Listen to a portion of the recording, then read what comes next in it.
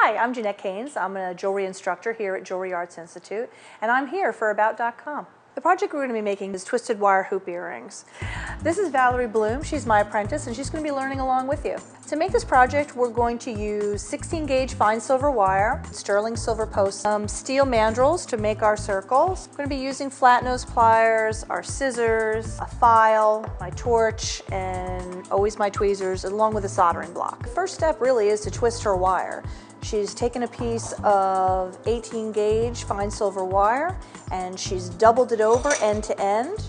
She's put the two loose ends in the vise and she's going to use a hand drill just to twist it really nice and tight. To get a nice tight coil, it's usually really easier to put it in a vise like this and squish it nice and tight.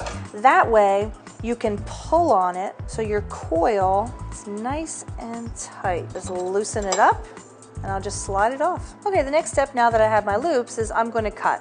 I always line myself up just like this. Now I have to file the ends nice and flush. Then I'll use my flat nose pliers to butt them tightly together. You can go past the seam a few times to create a little bit of tension. Now I'm ready to solder. I'm going to cut a small piece of hard solder. I'm going to position it on my block so that my seam is directly on top of the solder with both sides of the seam touching the solder. I'll put a couple of drops of flux on from the top, light up the torch, and heat from above. Solder always follows the most heat. When it gets hot and liquid, it's just going to flow straight up through the seam. I'm going to let it cool for a minute, then I'm going to put it in the water. Anytime after soldering, it's going to get kind of black, it's going to look kind of crusty. It's just time to go into the pickle bath. When we make up a fresh batch of pickle, we're going to use about 1/4 of a cup of the sodium bisulfate per quart of water. Extremely important, add the acid to the water, not the water to the acid. You'll know it's done when it looks nice and clean. It's time to stretch it nice and round. She's going to use her leather mallet on it just a little bit to tap it to get it at the right size.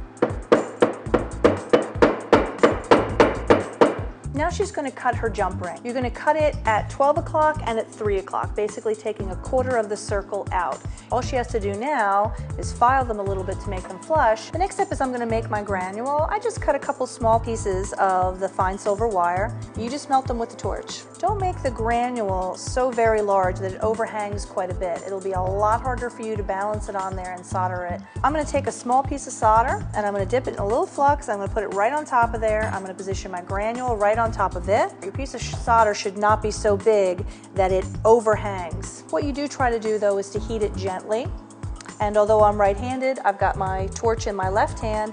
That way I can just move it back or pick it back up.